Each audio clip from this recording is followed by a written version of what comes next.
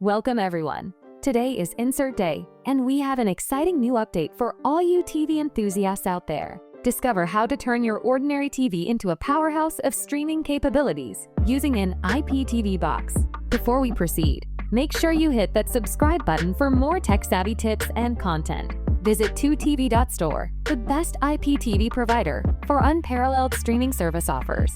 Now, let's dive into a quick tutorial on setting up IPTV on your Android TVbox. First, power up your Android TVbox and ensure it's connected to your internet via Wi-Fi or Ethernet cable.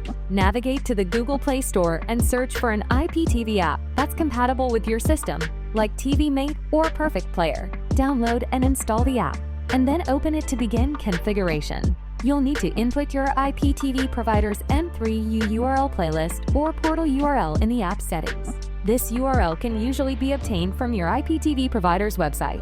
Once you've entered the necessary information, save and exit settings to start browsing hundreds of channels at your leisure. Thank you for watching.